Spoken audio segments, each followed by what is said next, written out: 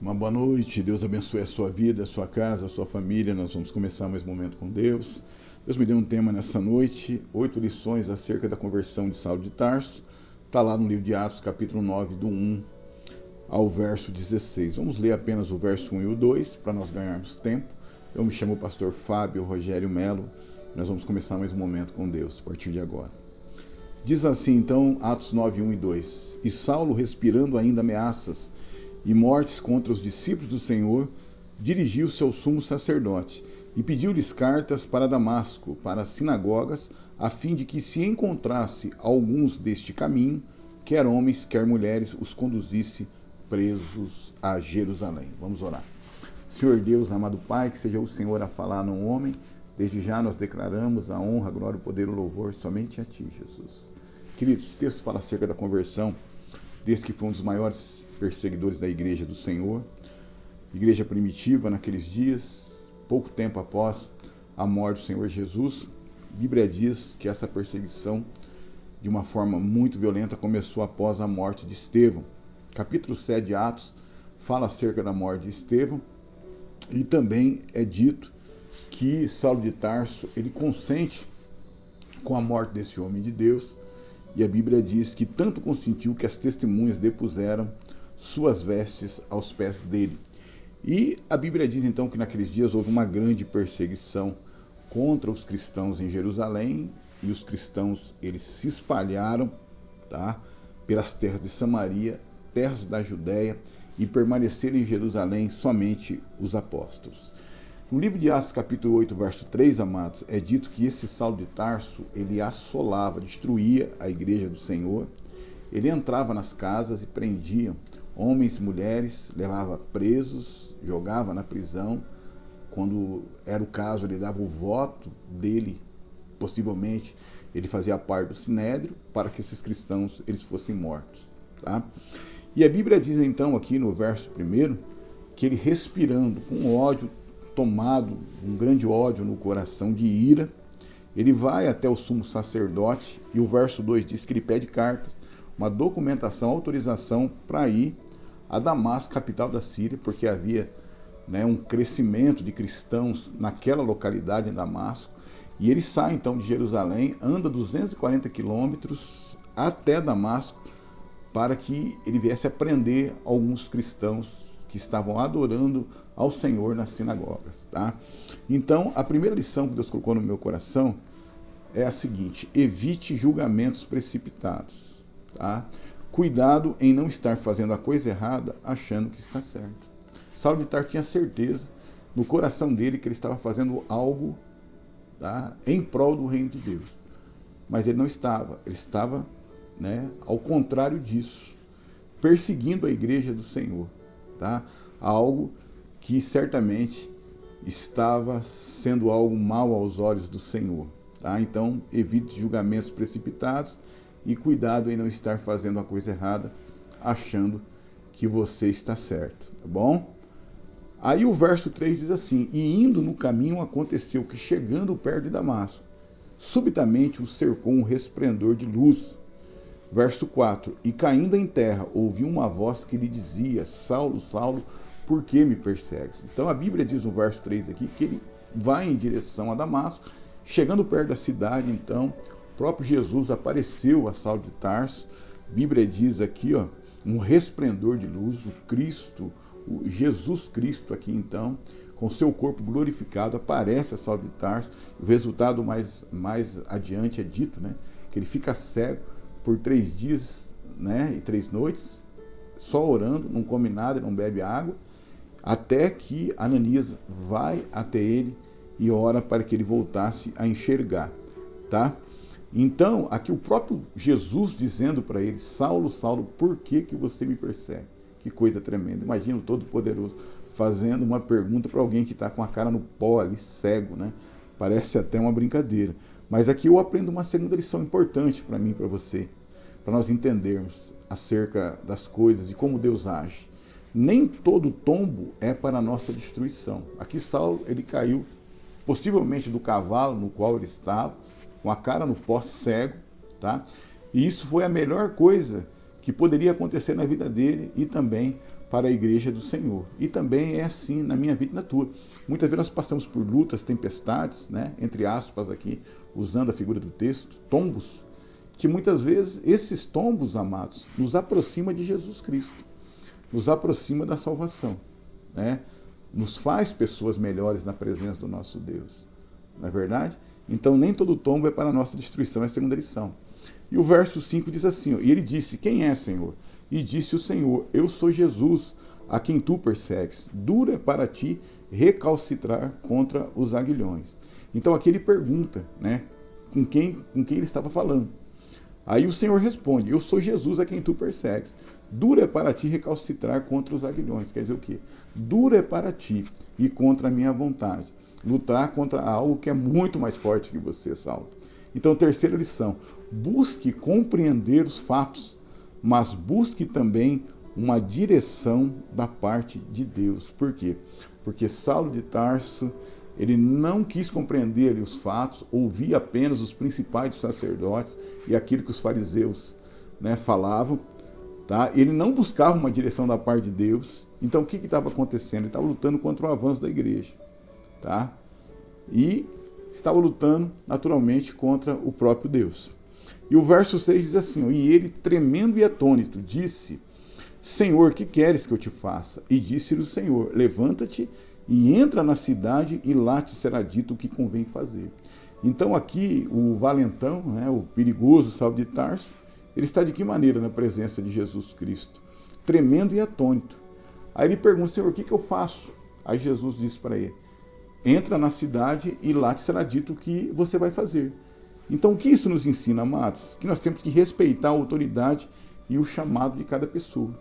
Jesus poderia ter falado para Saulo de Tarso o que ele queria de Saulo de Tarso, mas ele levantou na cidade de Damasco um homem chamado Ananias para cumprir essa missão. Então nós temos que respeitar, tá? A autoridade de cada um, não é verdade? O chamado de cada um. Um exemplo, eu não sirvo para cantar, eu canto tomando banho, eu canto na minha casa, canto com os irmãos na igreja, né? Bem baixinho. Eu não fui levantado para ser um cantor, para ser a maioria das pessoas diz levita, né?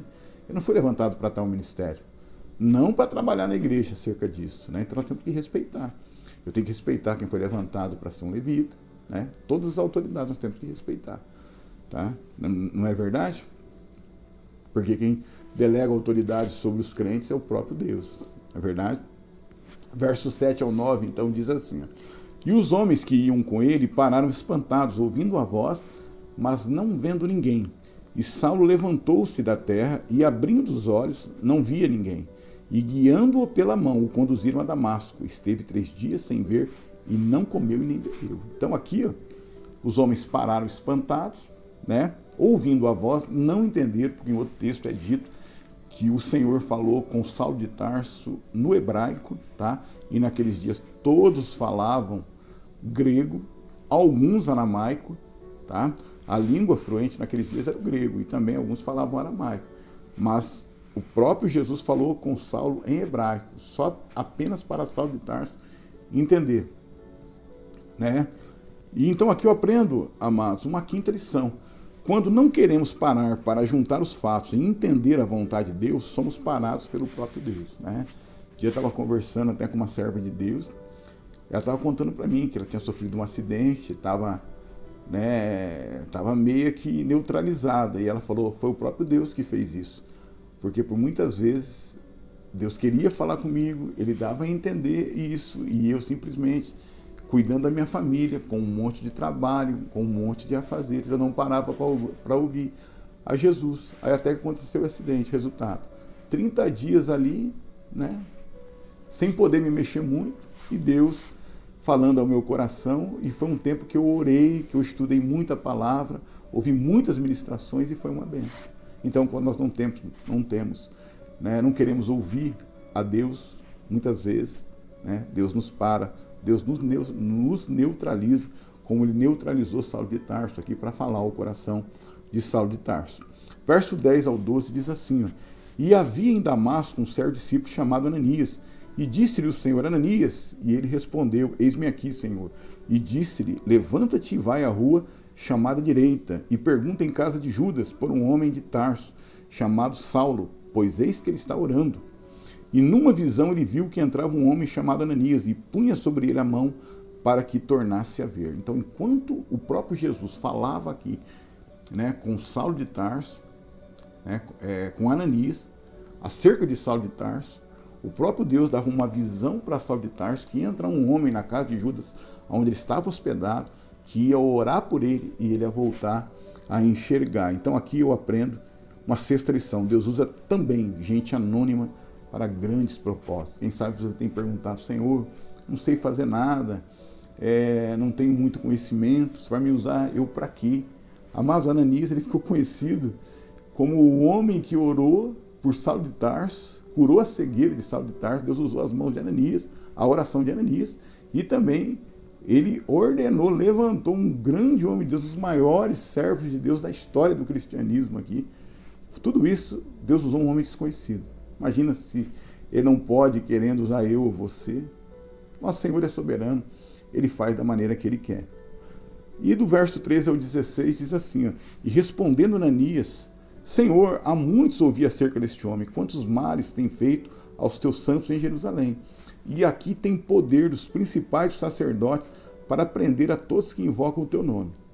Disse-lhe, porém, o Senhor: vai, porque este é para mim um vaso escolhido, para levar o meu nome diante dos gentios, dos reis e dos filhos de Israel, e eu lhe mostrarei o quanto deve padecer pelo meu nome. Então Ananias, ele fica surpreso, assustado, fala: Senhor, tem muita gente falando desse homem, do estrago que ele tem feito contra a tua igreja. E então a Bíblia diz aqui no verso 15, e o próprio Senhor, o próprio Jesus falou para Ananias: vai, porque este para mim é um vaso escolhido, para levar o meu nome diante do gentio, dos reis, dos filhos de Israel, e eu lhe mostrarei o quanto deve padecer pelo meu nome. Então, uma sétima lição: somente Deus sabe aquilo que ele pode fazer através da vida de um servo escolhido.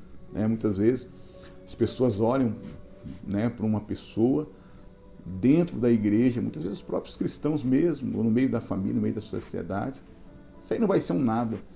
Só que é um escolhido de Deus. Quando começa um trabalhar, um processo na vida de alguém que o Senhor escolhe, Deus, ele sabe até onde ele pode esticar aquela matéria, aquele barro, a maneira que ele pode moldar aquele vaso, e o nosso Deus faz coisas tremendas, através de pessoas, tá?